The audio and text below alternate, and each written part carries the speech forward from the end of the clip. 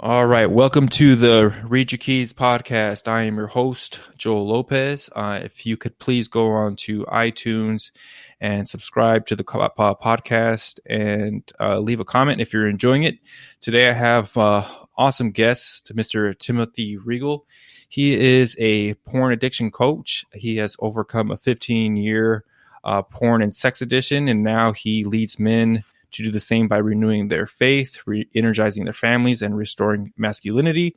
You can find him on Twitter at Timothy Reigle.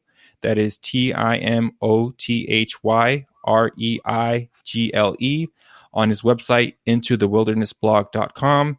And he just released his course, Living Porn Free. Welcome to the show today, Tim. How you doing? Doing great. Thanks for having me. All right. So, porn is a pretty big issue. It's taboo, I think, in a lot of places, and I think in some places it's embraced as a normal. Right. So, we'll go ahead and get right into it. Tim, what was your background first of all? Go ahead, Tim. Sure. So I grew up in a Christian home. I have excellent parents. They raised me well. My dad was a pastor growing up. So, but I had an excellent childhood. I can't complain about anything about that, but I'd never really learned about sex at all. You know, the big three, you know, when you're growing up kind of in a evangelical Christian home are, don't drink, don't smoke, and don't have sex. Mm-hmm. You know, so by the time I got to, my early teenage years and I was, 13, 14 years old, what do you think were the three things I wanted to do most? So I got into porn just in my early teens, like a lot of guys do, and just got hooked. I was like, oh, well, I was told this was awesome. This was awful. And I need to avoid this. And it's terrible. And it's sinning. And I started experiencing things. And I'm like, this is awesome. Like, why are they hiding this from me? Mm-hmm. So that's how I learned about sex, was through porn. I never learned about anything from my parents or school or anything like that. So I just immediately got hooked on it. And as I got older, I got into relationships. I got into sexual relationships with different girlfriends. And the porn continued and those things continued, and it just got worse and worse. It escalated. So it was at one point just watching regular porn wasn't enough. And I had to get into different and darker and weirder and kinkier types of porn, because just regular porn wasn't enough anymore. Eventually it escalated from there, and I had to, I needed to get into webcams, into chat rooms and all those sorts of things. I played when I was younger, in my late teens and early 20s. I played in bands a lot. I play several instruments. So it was I lived the whole sex, drugs, and rock and roll lifestyle for quite a few years. Mm-hmm. And in that whole subculture, porn and sex is just, it's encouraged. Mm-hmm. It's like, it's a norm. Everybody does it. And it's just part of that environment. So my addiction just continued to just skyrocket from there. I eventually got married, had kids. I thought that would end it there. Mm-hmm. Naively thought that would end it there. And it didn't. It just got worse and worse. And it continued to escalate, because what happens is porn addiction is basically a drug addiction. We need more and more of it to get the same fix. So, eventually regular porn is enough. So you have to get into more extreme types of porn. Eventually that is enough, and you have to start doing things in person. So I started hooking up with girls. I started, Craigslist, Tinder, all these sorts of things. Escalating from there to where it was prostitution and sex clubs and orgies and threesomes and all that. It got completely out of control. Mm-hmm. I got caught a few times. By your wife? By my wife, mm-hmm. by friends, mm-hmm. by whoever. And like any good liar, I just got just talked my way out of it. And then just got better at not getting caught, each time. Mm-hmm. So this continued for years, and eventually my wife and I separated for almost a year because of it. We eventually got back together, and I tried working on things for a while and got some help, and things would go good for a while, but then I'd eventually, a few months would go by and then I'd fall right back into it. So this continued, for over 10 years. As I was married, you were married for 10 years, and this was going on. Yeah. Okay. Yeah. It was happening the entire time I was married. Your wife had no clue then, for the most part, I guess, while you were dating, or while we were dating. No. She didn't find out till a few years into our marriage, and that was when we separated. Okay. And while we were separated, it was just free reign for me. But then we did decide to get back together, and things got good for a while, and then I eventually went back to it. Mm-hmm. So it was kind of a cycle. I'd go in this downward spiral into the addiction, into the porn, into the sex, hookups, whatever. Get caught, and then I'd do well for a while, and things would be better, but then eventually I'd fall back into it. So that kind of cycle continued over and over again for a number of years. The breaking point and the turning point was a few years ago. I'd had a couple of really good friends of mine who were kind of my accountability partners. They would be there and support me and check up on me and make sure I was doing what I was supposed to be doing. And kind of the last time I got caught, they pretty much just washed their hands of me. Mm-hmm. and just gave up on me. Mm-hmm. Just said, "We're done with you, Tim." Which, on one hand, I can understand, because I lied to them as much as I lied to my wife. Mm-hmm. I was, lying to them and leading them on, and everything as much as I did with my wife, and hurt them as much as I did my wife. But on the other hand, it was kind of like my two best friends just abandoned me when I needed them the most. Mm-hmm. So that was painful. But in hindsight, looking back on it, that was the moment where I hit, I don't know if I'd call it a rock bottom, but it was the turning point. It was the catalyst to change. Let me ask you, these friends, were these kind of like childhood friends that you had for a long time, or are they just guys that you had really respected and that?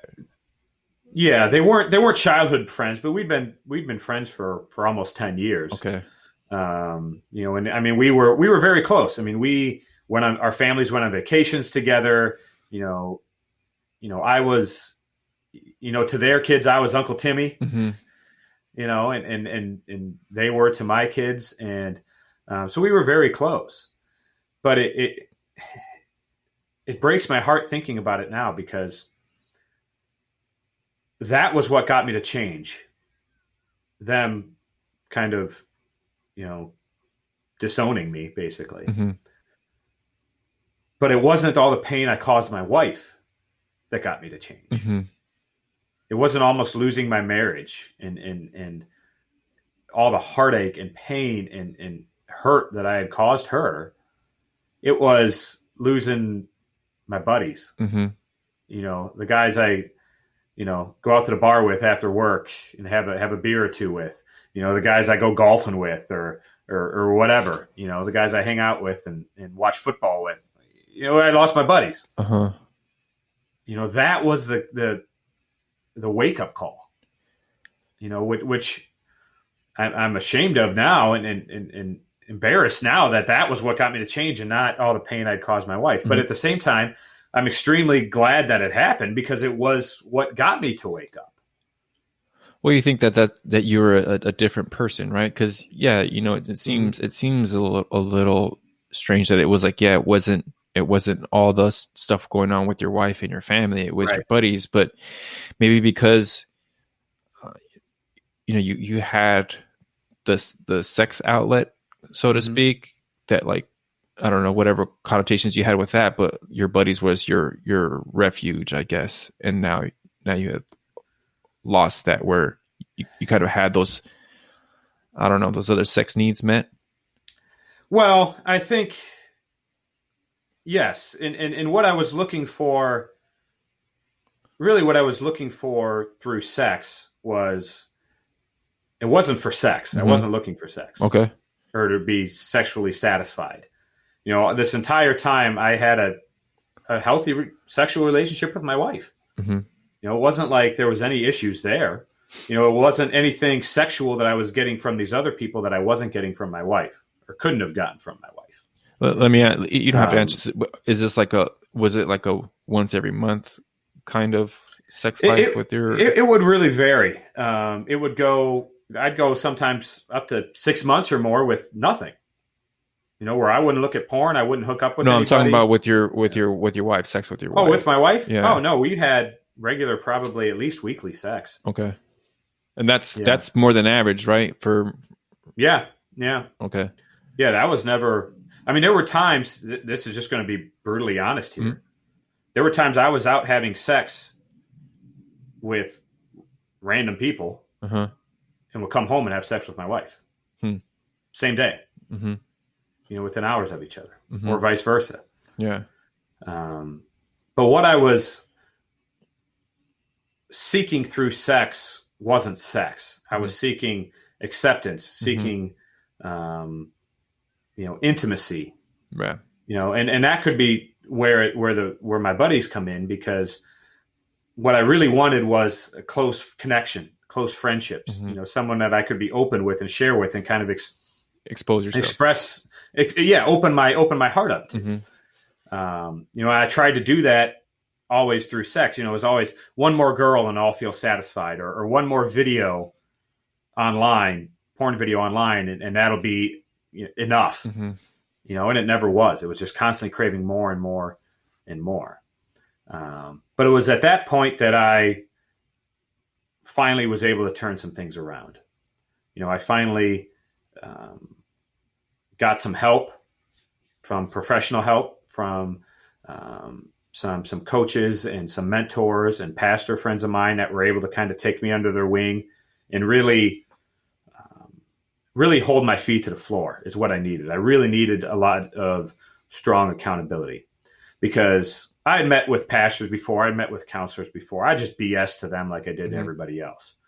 You know, I could schmooze them. You know, I could, talk my way and make them think I was doing great when I was doing awful. You know, and, you know, I needed somebody to come and kind of grab me by the collar and be like, yo, Tim, get real here. I think there's something to that, right? Like, I mean, the pastors that you were speaking with, I guess there wasn't like a level of respect that you had for them, right? Like you could, because I'm a Christian too. So like, if I'm speaking to a pastor, there's a level of respect, but there's a certain person that you have a different level of respect for. We could like, hey, you know what? You're messing up right now. You need to, get your shit straight.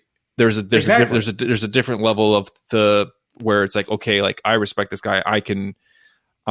He sees that I'm BSing him. Sure. So I guess you finally, were you open to it, or you just also hadn't spoken to that person, that pastor, that counselor yet? Some of both. Yeah. Some of both. So some of it was in previous times, I was just going through the motions just to appease my wife.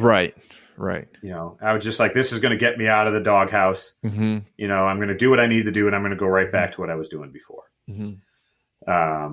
So that was some of it. And then some of it was, I didn't have somebody, I needed somebody who had the balls to call me out, you know, and really, you know, lay it out for me.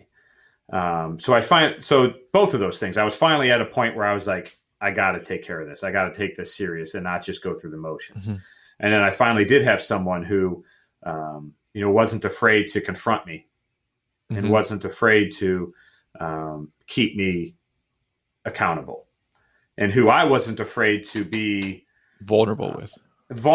Right. A lot of times I didn't want to reveal the deepest, you know, I would tell people about the porn and stuff like that, but I wouldn't tell people about all the hookups and everything else. Yeah, that's you know, just because I wanted to protect my reputation. So I finally was able to be vulnerable myself, and then have somebody else who was able to give me a swift kick in the ass when I needed it, Mm-hmm. and push me to get where I needed to.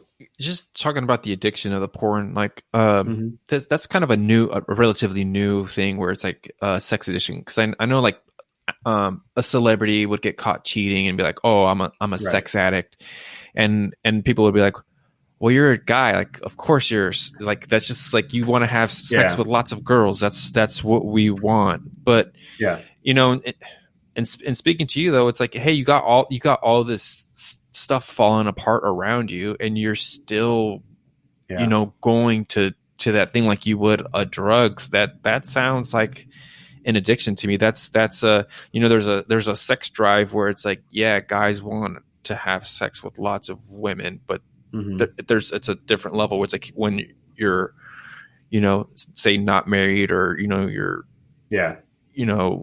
sowing your wild oats, right, as opposed to like now you're paying a cost, right, a real cost to continue this behavior. That sounds like a addiction to me, as opposed to like, hey, yeah, a famous celebrity who gets women, who've fallen out all over him, like just taking advantage of it, and now he's just trying to say that as an excuse. Tiger Woods comes to mind. Yeah, that was a big thing. Go ahead. So because there's kind of an old saying, I don't remember who said it, so I can't quote it, but it's everything is about sex except sex. So porn addiction, and this is very hard for a lot of people to understand, especially wives of people who are addicted. Porn addiction has nothing to do with sex. Porn addiction has to do with coping with pain. And that's what it was for me. So, like I said earlier, I wasn't seeking out sex. I wasn't just hornier than every other dude. Mm-hmm. I didn't just have this crazy sex drive. I was seeking comfort for pain in my life. Mm-hmm. I was seeking to escape from stress and from things in my life that I didn't want to deal with. And so I used porn as my outlet for that. And I used sex as my outlet for that. So I constantly wanted more.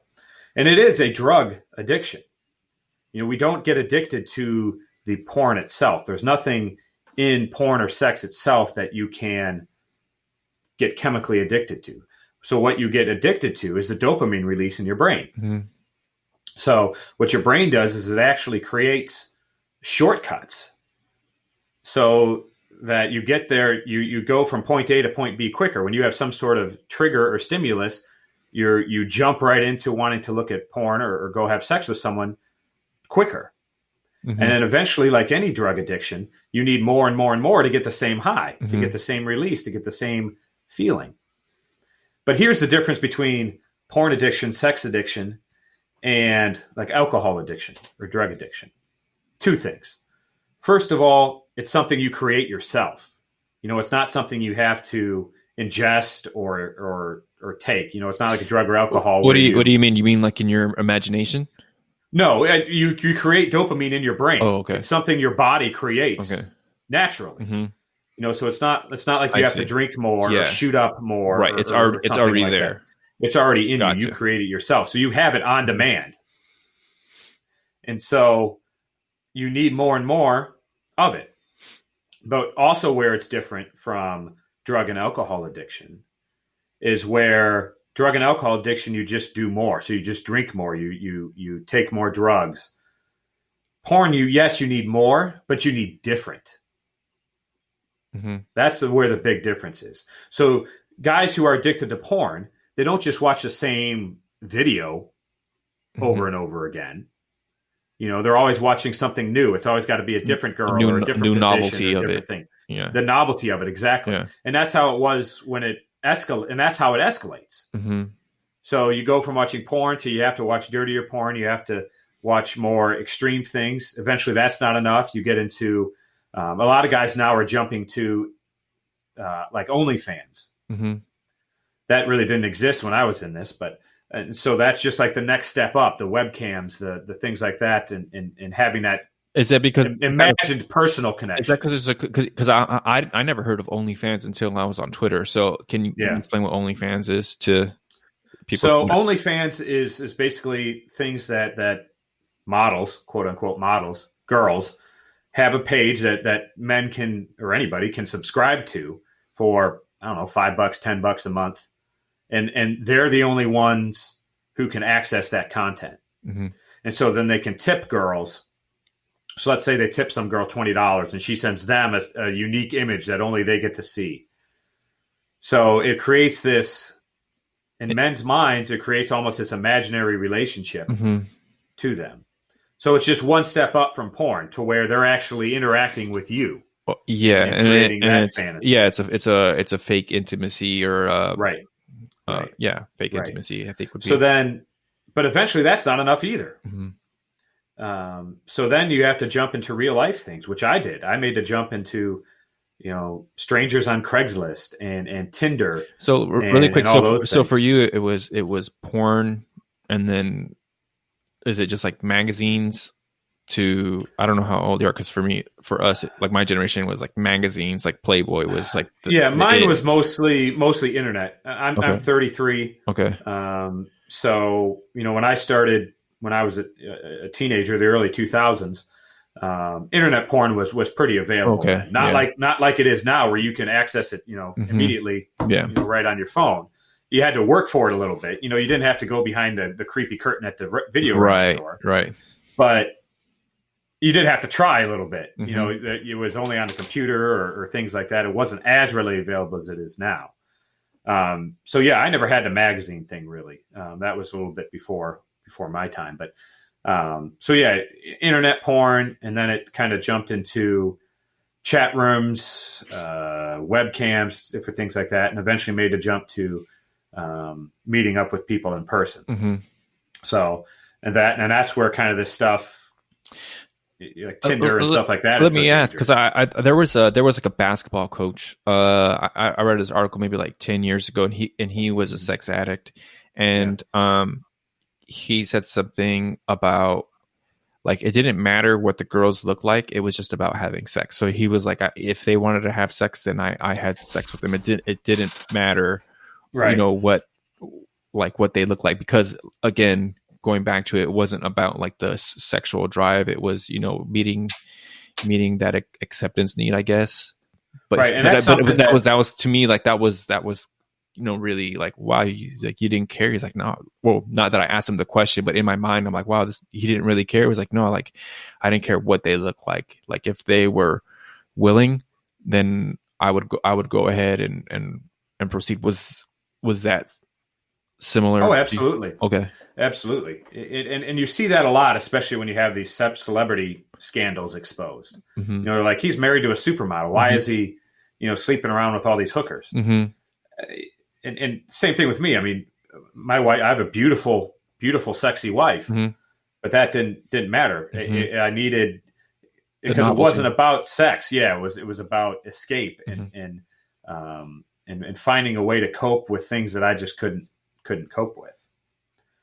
So yeah, all this continued for years and years. When I finally had the turning point there with my friends, I did get serious help. I got some mentors and some coaches and pastors and things that really, really helped me. And there were some different materials and books and courses and things that I took that really helped me. And I started seeing change, and it took a while. It's never an overnight thing. I tell all the guys I coach, you will not quit cold turkey. It doesn't happen. I'm not saying that God can't perform miracles and that it can't, but chances are it's not going to happen. I've never met any men that have quit porn or quit. Well, the thing that's interesting to me about porn is different than like, we'll say just like alcohol, or like I can get all the alcohol out of my house, right? Yeah. I can not go to the bars. I can disassociate from my drinking buddies. Sure. With porn or with sex, it's like you could be going to the grocery store and you see a woman or walk by the checkout aisle and see pictures of models or whatever and get triggered, right? Like that's exactly. something different. Or you could be scrolling on your phone and something pops up. I was talking to David Headmaster, um, and we had a conversation about this because it's like for my generation, like you had to go seek it. Like you really had Yeah. to seek it. Like it was creepy curtain. Like somebody had to have a magazine, somebody had to have had a video. Like you really had to try. Whereas Right. now it it searches for you, and you have to set up those boundaries Correct. to keep Right. it away. This is a totally different. This is a whole different thing. And I think biologically as men, it's like, well, yeah, I want to see hot chicks naked. Like Sure. that's like, you know, why you get, well, not why you get married, but you know, that's one of the benefits of getting married is I get to see my wife naked. And this is where it happens, where now it's Yeah. all over the place, and you have to be on the defensive. Like this is Right. a whole new world that we're living in. And I don't know if people realize it. But yeah, that's a huge challenge. I think if Yeah. you are, you know, going, if you have an issue with it. Yeah. I mean, our society has just changed, especially here, I think, in the last 10 to 15 years. Mm-hmm. Um, at least kind of when I was a teenager, I would get in trouble if I got caught with porn. Mm-hmm. Teenagers now, they're almost encouraged Mm-hmm.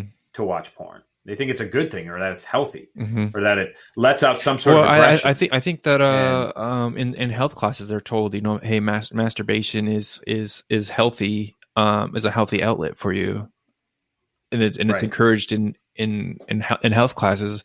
Like I didn't get that message going to school, and I went to public school Right. in Southern California. I don't ever remember getting that message, and Yeah. if it did, it wasn't something that I paid Right. attention to, because I grew up in a you know, Christian family. Mhm. Um, my dad would talk about like that. You know, my mom was the only one, and I remember driving down the freeway, and this is in L.A. and there was a billboard for a strip club, Mhm. and you know what you would imagine a strip club billboard to be. Right. And I'm Right. looking, I was like, dang, like, you know, she's hot. You know, I'm a teenage boy, but I look at my dad to see if he looks, Yeah. and I'm in the back seat, so he doesn't know that I'm watching him, and he doesn't look. And I was like, oh, all right. Like that was like, you know, Hmm. this was 20 years ago, more than 20 years ago. But I noticed that it's like, oh, my dad didn't look, but my dad didn't drink either. So like these were Yeah. things that I felt helped me going through it, but I also didn't have to deal with porn at the level that it escalated to 10 years later. Yeah. So I think those were things that helped protect me Sure. from going down a path that I think was encouraged, because that was the message that I was getting at home. Right. And that's some of how I got into the coaching, was with connections with other young men in their teens, early 20s, through church and through different things that I'm involved in. I'm worship leader at my church. So I work with these younger men, and realize, talking to them, how just rampant porn addiction is among young guys. Mm-hmm. There's guys who are 19 years old that are getting erectile dysfunction. That's crazy. That's crazy. Yeah. Yeah.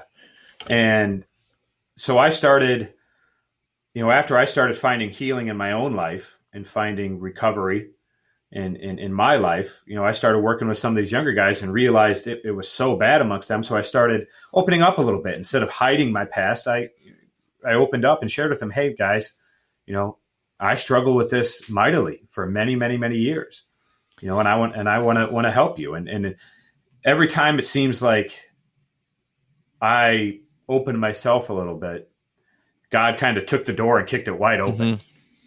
Mm-hmm. I might open it up just a little bit, and he's just like, no, you're going, you're doing this. No. So like, no, I don't want to talk about that. Okay. I guess so. Yeah. All Cause right. I'd always wanted to hide it. I didn't Yeah. want people to know about my dirty Well, secrets. I think just growing up a Christian though, like addiction to anything is like, you know, you're fallen, you're embarrassed, you're ashamed Mhm. of it. I think you know, I don't want to speak, but just about my impression, in going to church, like, you know, a lot of Christian men won't cross the line, like alcohol abuse or drug Right. abuse, but they can have the secret porn addiction or have that, because there is a part of the culture where it's like that's very accepting of it. So it's like, okay, it's not that big a deal. Like I'm not Right. cheating on my wife. Right. I'm just they're just images that I don't know, enjoy, Right. whatever you want to call it. So this is an acceptable vice, we'll say, for me to kind of Sure. have on my own. So I can have this and still go to church because I didn't cheat on my wife. Right. We justify it in different Mm-hmm. ways.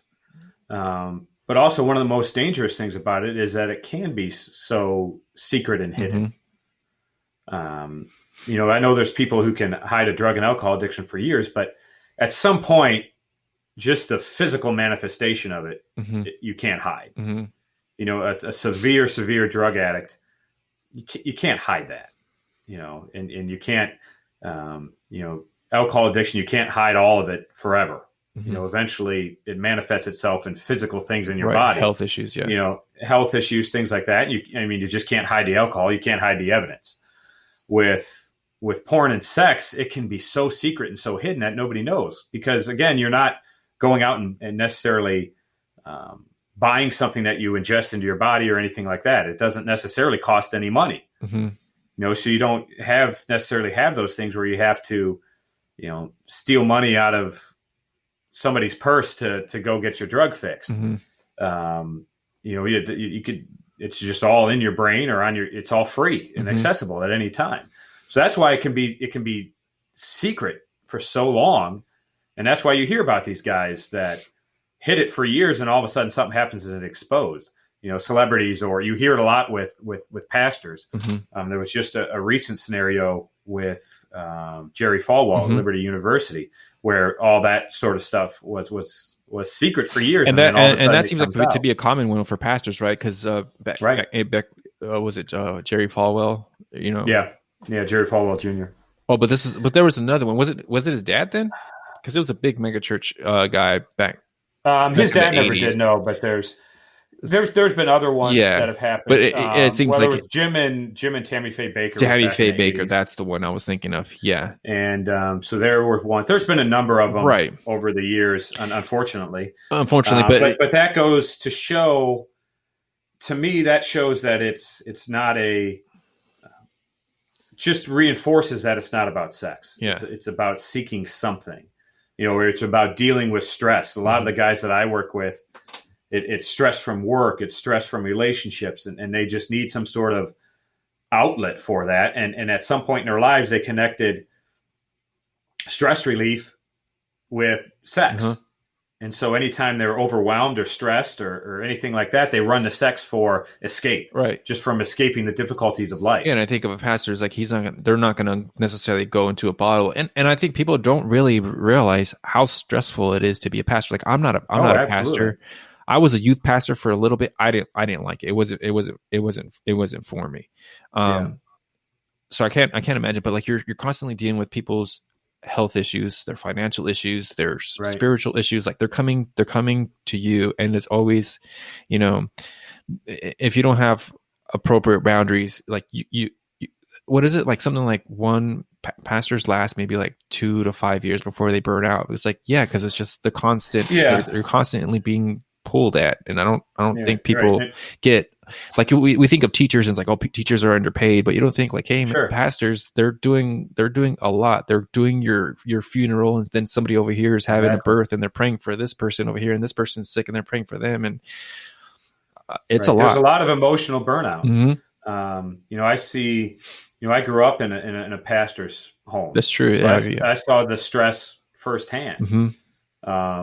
I'm on church staff now, so I see it firsthand. Let me ask: Do you think a part of it, and you don't have to answer this if you don't want, do you think part of it though is that your dad was pulled in all these other directions? Like I don't know how many brothers and sisters you have, or how relationship was with your mom. And I'm not trying to blame, but I'm just trying to like understand, like being a pastor's kid, they usually run into trouble because it's like, dad is out, he's out evangelizing. It wasn't anything that I would blame my dad for. Okay, yeah, no, I don't want to suggest that. I'm just trying. But that being said, it was I had perfect parents. I can't complain anything about my parents. Mm-hmm. They were loving. They were yeah. My dad was busy. He was at committee meetings, Mm-hmm.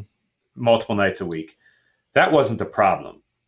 The problem was I felt like I had to live up to this standard. Okay. And I didn't have my own identity.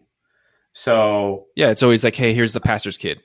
Right. I was always Pastor Reigle's son. Yes. Not Tim. Yeah.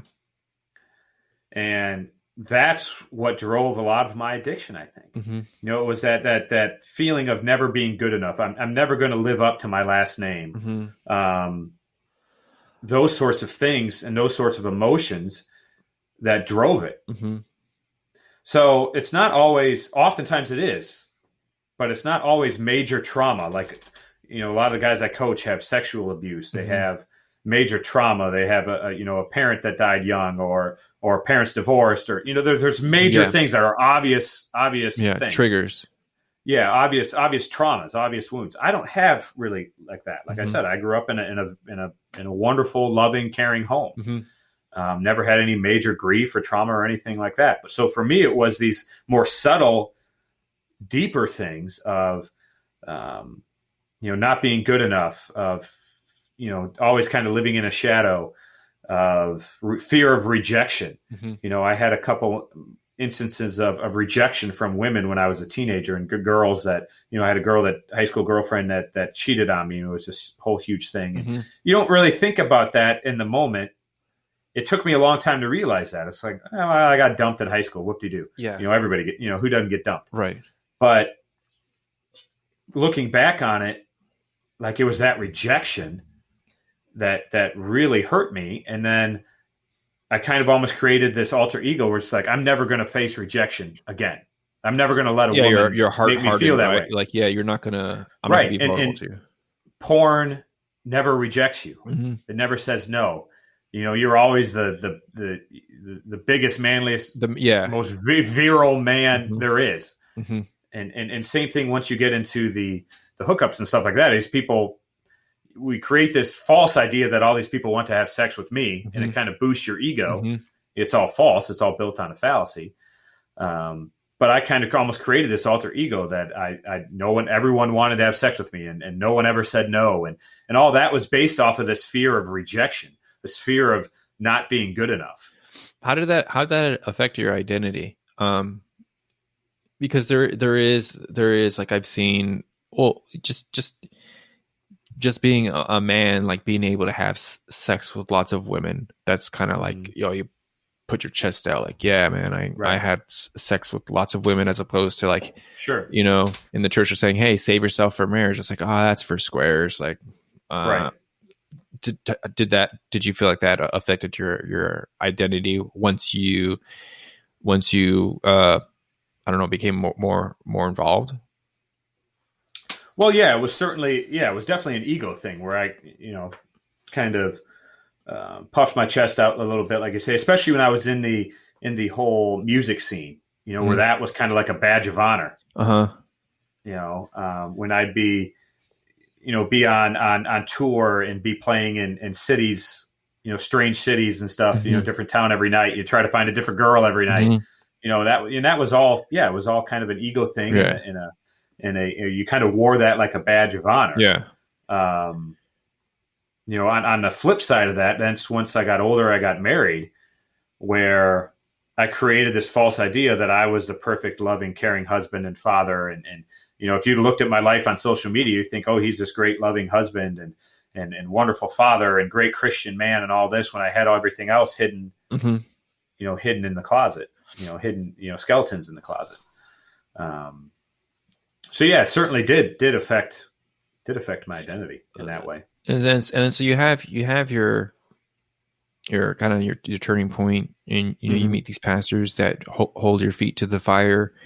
And so what did your restoration look like? So it took some time, and there were some slip ups and relapses and things like that. But it began with really starting back from square one, and I had to dig deep and heal my heart. Mm-hmm. It wasn't just treating the symptoms. Um, yes, I had to do all the things. I had to put the blockers on my phone. I had a GPS tracker on my phone so my wife could see where I was all the time.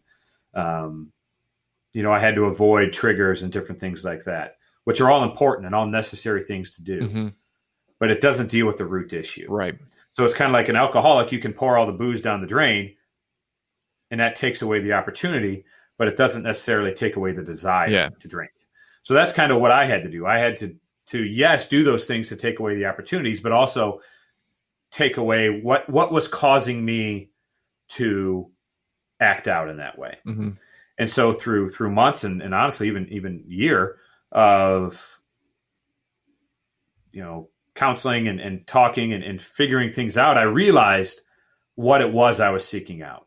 I was scared of that rejection. I was scared of not being good enough, and I used that to use porn and sex to escape from that because I didn't know how to deal with that on an emotional level. So I had to kind of learn how to handle those things and how to cope with those negative emotions when they came up.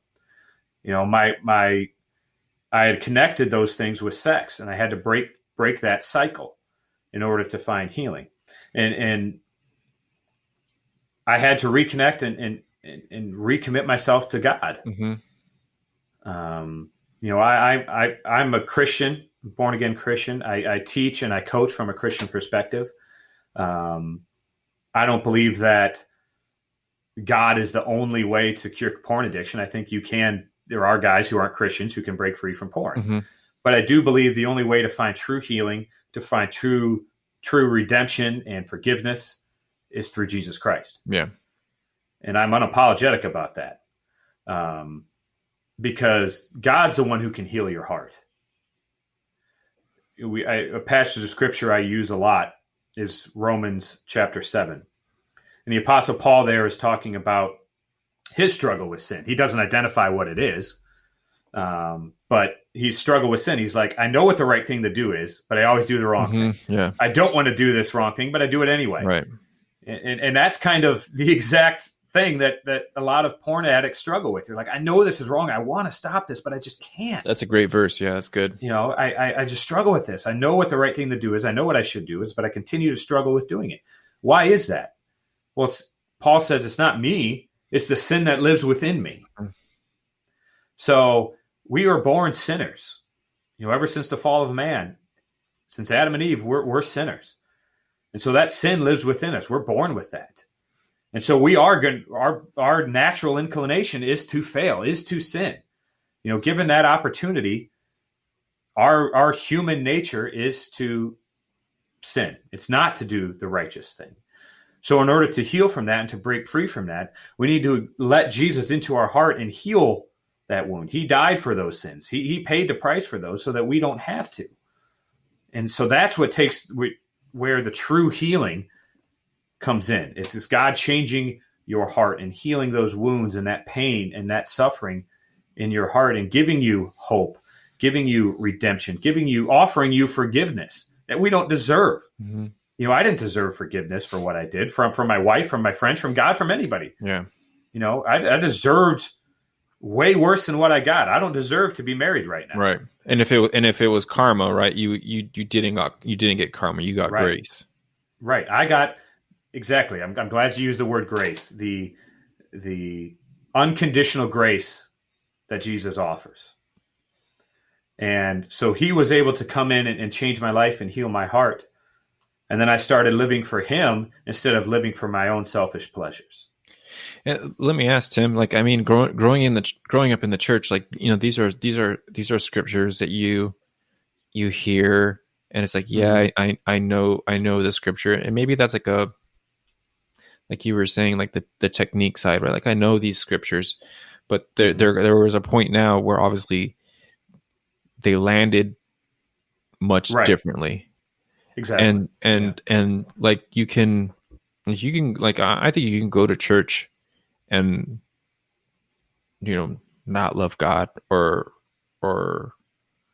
just be there just to be there. Yeah, go through the motions. Go through the motions of it, yes.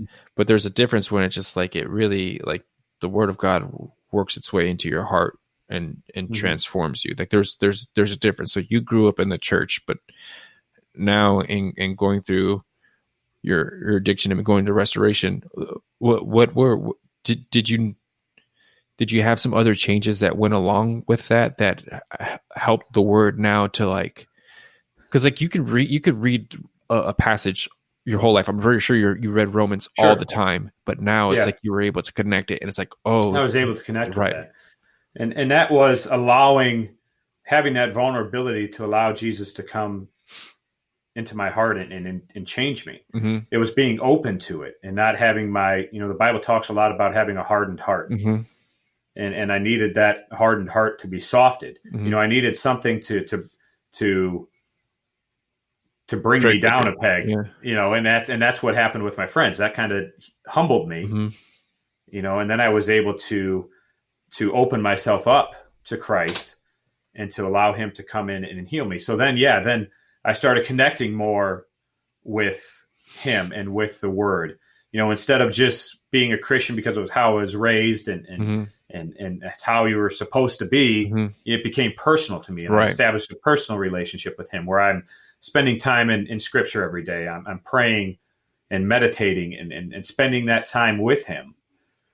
Instead of trying to solve everything on my own, let him, he takes that burden off of our shoulders instead of me trying to figure out and solve everything myself. And that's something that's difficult for a lot of men because our natural just masculinity is to fix problems. Mm-hmm. We want to solve everything and fix it ourselves. And so being able to have that humility and that vulnerability to be like, no, God, you've already handled this. I don't need to.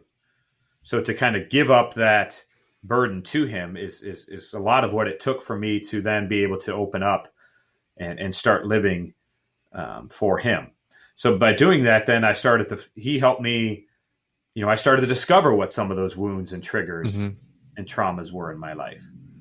And then I was able, because I was dealing with them in a healthy way through prayer and scripture and actually communicating with my wife, I was able to find proper ways to cope and deal with those instead of running to porn and sex every time. Yeah.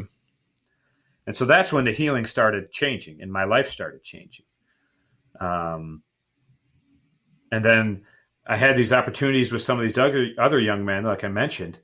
And honestly, a lot of that was actually turning around. And once I started getting some healing and some recovery, then turning around and helping other men made a huge difference in my relationship. I think because it probably reinforces the good things that you're doing, right? It's like, hey, these are the things that worked. And it kind of reminds you like, oh, this is the good thing that works. And then hopefully you're able to, pass it on to somebody else who's dealing with what you had gone through. And you're able to help them out. So I think it's a nice positive feedback loop that you've created for yourself. Let me ask. I mean, you have the Living Porn Free course that just came out. Was a lot of that coming from what you dealt with and giving advice to younger men or men who were sure. So like I said earlier, every time I did something, God just opened it up wider. So. Mm-hmm. I started working with these guys and helping them. I gave my testimony in church, and then I had just people coming up to me and just be like, hey, I'm struggling with this, or my son's struggling with this, or whatever. What can you do? So I started writing, and I started this blog, Into the Wilderness blog. Some of it was just for me, just to kind of pour out some of my thoughts and feelings and emotions, but also to help other people. And then I started, posting on Twitter and all that, and the Lord just took it and ran with it. It just kind of blew up on me. Mm-hmm. And I ended up with all these men from all over the country, all over the world, messaging me like, hey, I'm struggling with this too. Thanks for sharing your story. How can I break free from this? What can I do? Mm-hmm. And what I discovered was there's a lot of resources out there, wonderful resources for porn addiction and for sex addiction. Many of them I used in my own recovery. But a lot of them, I think, get too deep too quick. So what I mean by that is they get into the deeper seated emotions, which you need to do, but it kind of happens too quickly. And then guys get frustrated and then they give up and end up relapsing. Yeah. So I needed kind of where do I start? Yeah. Like, how do I even, I've been doing this for 10 years. how do I even start? Where do I begin? And you can't start at level 10. You got to kind of start at level 1. Healing from child abuse when like your phone is still going off with images, exactly. Right? So I wanted to create something that was a start here, Mm-hmm. and I call it how to quit porn. Mm-hmm. So it's kind of like this stops the bleeding, establishes healthy habits, gives you all the tools you need to quit porn addiction. It's kind of a start here type of thing. So that's where Living Porn Free came from. So it's Living Porn Free, 10 steps to recovery, redemption, and renewal. So there are 10 steps that I used to help me break free. So things that I needed to start doing in my life, people that I needed by my side, what I needed to do emotionally and as well as physically to start finding healing and to start discovering what was causing the addiction, and then the steps I needed to take from there to find healing and to find sobriety from it. So that's why I created this course. It's a place for men to start to find healing. And I started doing the one-on-one coaching with guys online as well as in person,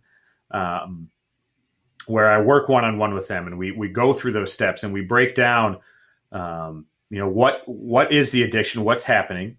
Some guys it's just porn. Other guys are into full-on sex addiction like I was. Mm-hmm. There's no better or worse. It's all bad. Discovering what's going on, discovering what's behind that. What are the triggers? So what are the external triggers? So phone, social media, girls at the gym, stuff like that. Mm-hmm. But then also, what are the what are the internal triggers? Is it depression? Is it anxiety? Is it the fear of rejection and the fear of not being good enough like I dealt with? What are those internal things? So figuring out what those things are and kind of peeling back those layers to get to the root problem instead of just dealing with the symptoms. Because a lot of these programs just deal with the symptoms. They're just like, oh, well, you have to put this thing on your phone. You have to quit social media. You have to do all these different things, and which are all good things and all things you might need to do.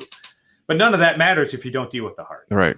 No, I like that you put it that way, because there is the external world, but we're spiritual beings, so there's internal things that you need to take care of as well. And I also like that I think it's good that you laid it out that there's some easy things that you can do to start off with to get some wins, right? Especially like if you're addicted or you have these destructive habits, like you want to see some wins right away. And if we're getting too deep too fast, like you said, it's like, well, that's going to take some time to get there, and I don't know if I'm going to make it to that. So let me get a couple of layups in so I can feel good, so I can go down, because I guess it builds up some trust too. Like, right. Like I'm able to now, where I was looking at, porn all day.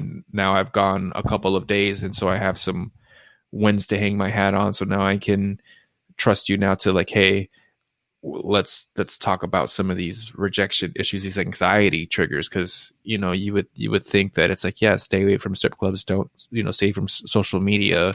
But what happens when you have a big presentation and it bombs? Okay. Right. Well, now where are you going to go? Because there's some deep-seated, and that's I'm glad you put it that way, and that's why I'm glad I had you on here, because that's something that I think maybe as men, there's not a lot of like places to go to have an escape. Like I'm in the suburbs, and like I go to work, I do my thing, and then it's here at the house with my kids. Like if you're going to go hang out or do something like that, takes planning. And if you just had a bad day, it's pretty easy to fire up your computer or your phone or whatever, and now you're back at it. But by being able to identify, like, hey, I'm feeling anxious or rejected, now I'm aware of it, right? And if I'm aware of it, I know that I could lead down this place. And now, just by being aware of that, having that hat on means that I can beat it that day. Right.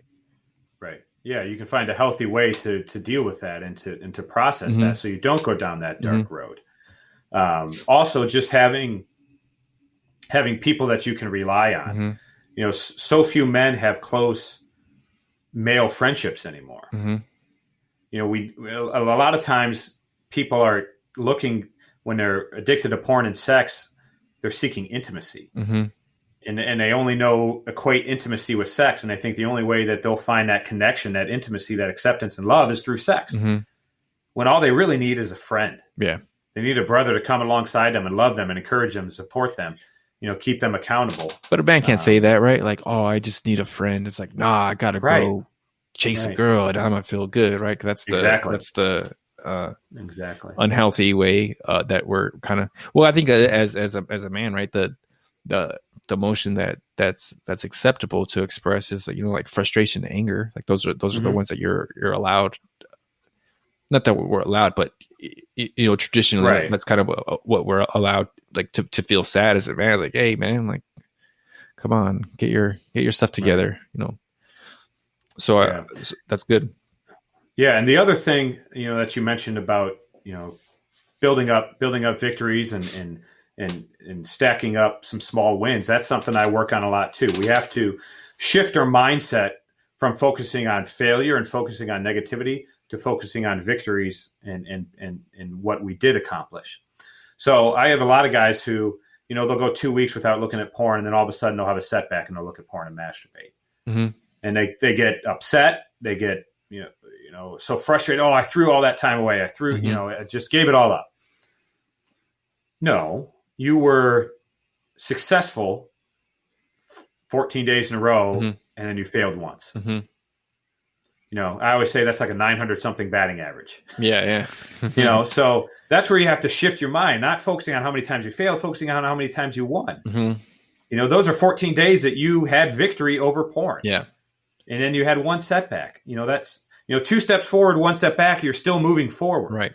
And so it takes a lot of shifting mindsets from those negatives and from those failures to focusing on victories and building up those small wins and building momentum and seeing progress, as small as it may be. Mm-hmm. I have a lot of guys, maybe they're looking at porn 5 times a day, and we can get it down to 2 times a day. Yeah, that's still not real good, but that's progress. Yeah, that's a step in the right direction for where you're at. That's right, that's right. Good. So well, I think of like the prodigal son, right? Like the prodigal son has his journey back. Like every step that he took, he wasn't back with his father, but every step he took was him reconciling with his father until his father was able to see him, and then his father runs out to him, and it's like, okay, now you've been restored, right? So if you're looking at porn five times a day, and now you've recognized that I'm in the pig pen right now, so to speak, to continue the prodigal son. Like every step that you take now away from that is getting you closer to your father. Right. And the metaphor for that, for the prodigal son, is us and God. Mm-hmm. God is the father that accepts us no matter how much we messed up, no matter how much awful, horrible sins we committed, no matter how much we've screwed it up, and the shame and the guilt and the regret and all of that. He accepts us with open arms. And so we as men have to be willing to come back to him, and he'll accept us. He's not gonna, there's consequences for our actions, but he's going to accept us and forgive us no matter how much we screw up. And so that healing and that love, and he'll give us that acceptance that we are trying to find in all these other ways. Mm-hmm. The prodigal son tried to find acceptance and love and life and satisfaction and fulfillment in all the things of the world. Mm-hmm. And where did it get him? Right. He was eaten out of a pig pen. Right. But when you come back to God, he'll give us all those things without condition. What do you think about, like I think a lot of people will say that as long as like you're not committing adultery, then like you haven't or having actual sex with another woman, that you haven't committed adultery. What are your thoughts on being married and looking at porn? Is that adultery? Well, there's a lot of discussion on that, and I've actually written some on this. Is porn cheating? I think that's what I saw. Okay, yeah, and this is a controversial topic, and there's a lot of different looks at it. Personally, I do not believe that porn itself is adultery. It's certainly betrayal of trust. It's certainly wrong. It's certainly deceitful and lying and harmful, and certainly under no way is good for the marriage. But I do not believe it is actual adultery. Adultery is actually having physical relations with someone who is not your spouse. And that's a difficult thing position to take. A lot of people don't agree with that. And they bring up the passage from Matthew, I believe it's Matthew 5, and Jesus in the Sermon on the Mount, where he says, even if you have looked at someone with lust, you've committed adultery with her in your heart. Right. That's what I was going to say. But that passage sometimes gets taken out of context. So he says, yes, you've committed adultery with her in your heart. So you've gone there in your heart where you're capable of that sin. But you haven't actually committed that sin. You haven't actually done it. So that's where I think that what that passage means is that, yeah, you've gone there, you've committed adultery with her in your heart. So you're capable of doing that sin, but you haven't actually done that sin. And that to me is the difference. The other, and I don't think that's as big of a question so much as porn cheating. I think the bigger question is porn grounds for divorce. Because Jesus does outline that adultery is a justifiable reason for divorce. So I believe that adultery is a justifiable reason for divorce. I do not believe that porn addiction is a justifiable reason for divorce. There are certain times where it goes, there's certain marriages that can't survive it. I understand that happens. But I believe that marriages can be saved from porn addiction and from adultery. Just because of Jesus allows a justifiable reason for divorce in adultery doesn't mean that you have to get divorced if someone commits adultery. Right. My marriage was saved by that. Marriages can be saved through porn addiction, through adultery, through sex addiction. They can be saved. And I think that's God's desire for marriage, is that it's an eternal covenant. Well, there's a story of is it Gomer in the Bible, where she went off with other men. I think it was Gomer, and I don't know who the prophet was. It wasn't Nehemiah, but it was Gomer had gone off with all these other men, and it's just and to show him, it's like this is how you have treated me with other gods. You have chased after these other gods. This is what it's like. But that marriage, I believe made it. Right. So too often today we just throw away marriages at the first sign of hardship. Even if it's not porn or sex addiction. And I think we need to fight for marriage, and that marriages can be healed even through the deepest and darkest heartache. I mean, what I went through in my marriage is awful, and what I put my wife through. The heartbreak that I caused her and the trauma that I caused her.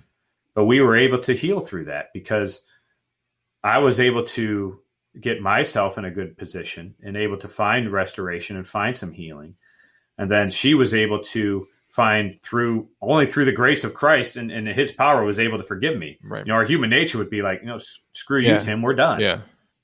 But she was able to find forgiveness in her heart to forgive me. And then we were able to it took a long time. We actually renewed our wedding vows on our 10th anniversary.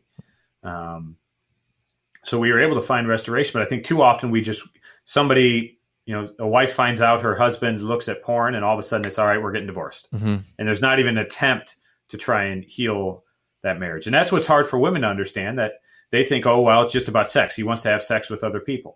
And often, most times it's not. There's some sort of deeper inner wound or pain that they're trying to cope with through porn and sex. So I think we need to fight for marriages and try to heal marriages. No, not every marriage can be healed. Yeah. And that's fine.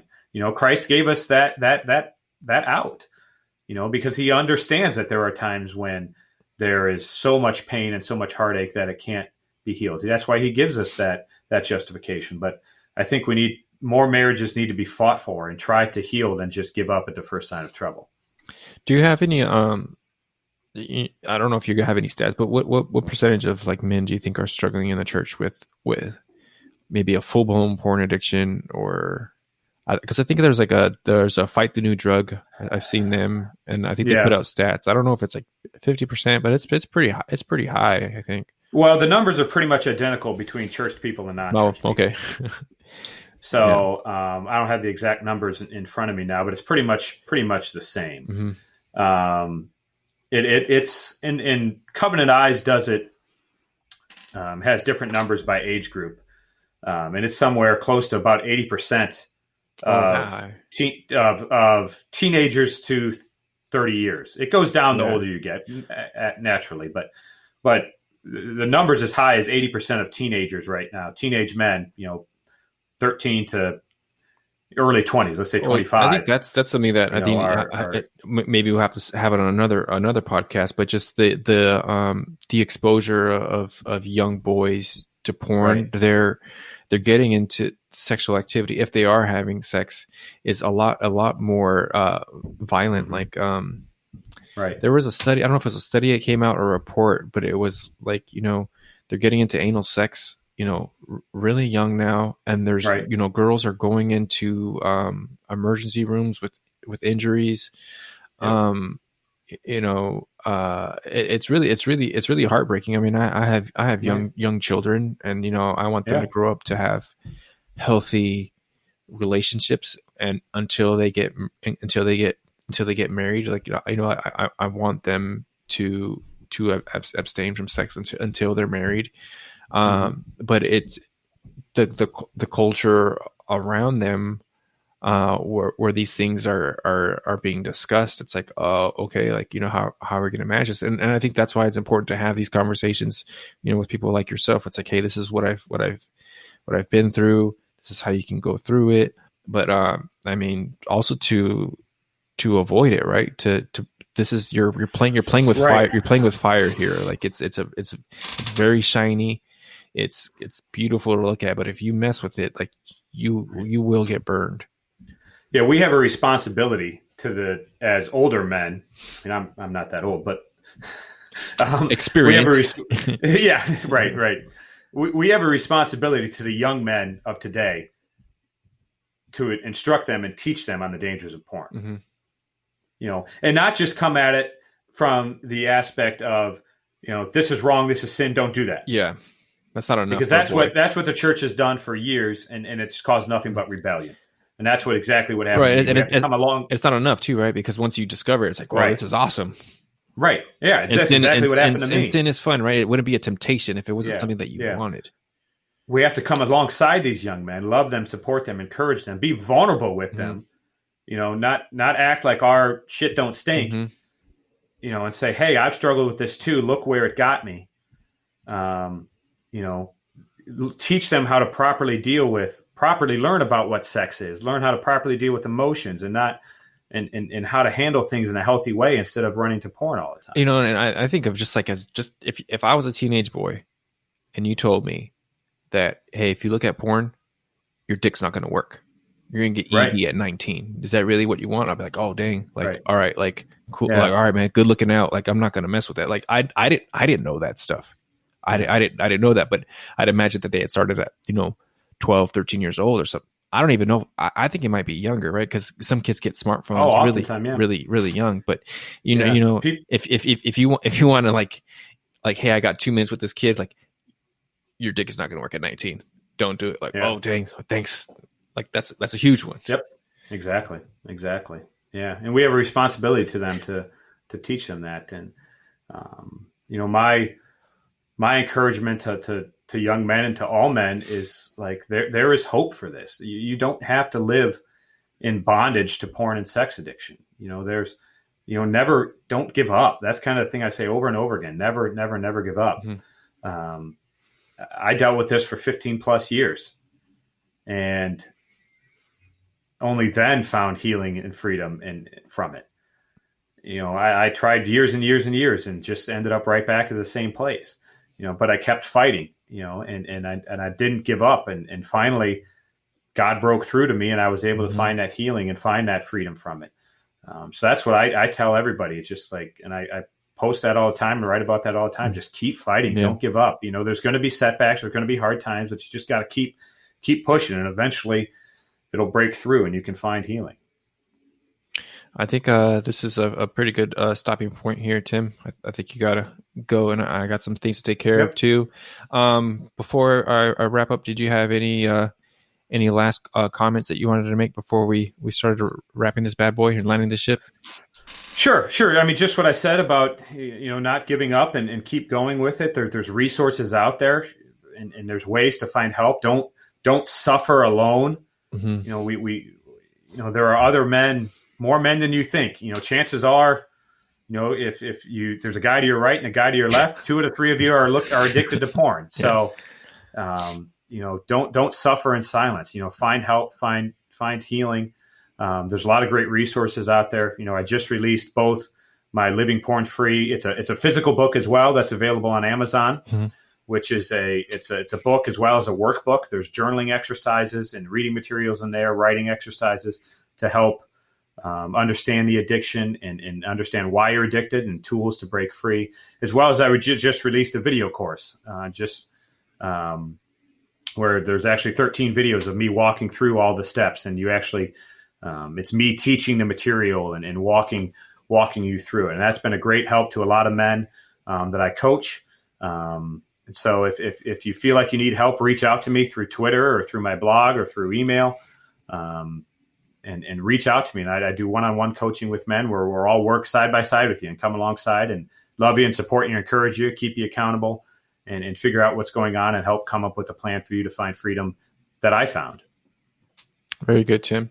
So his name, again, is Timothy Reigle. He is a porn addiction coach. He overcame a 15-plus year porn and sex addiction and now leads men to do the same by renewing their faith, re-energizing families, and restoring masculinity. You can find him on his blog, on his website, intothewildernessblog.com. And he has his Living Porn Free course. You can also find him on Twitter. He is at Timothy Reigle, Reigle. Also, please subscribe to the podcast on iTunes.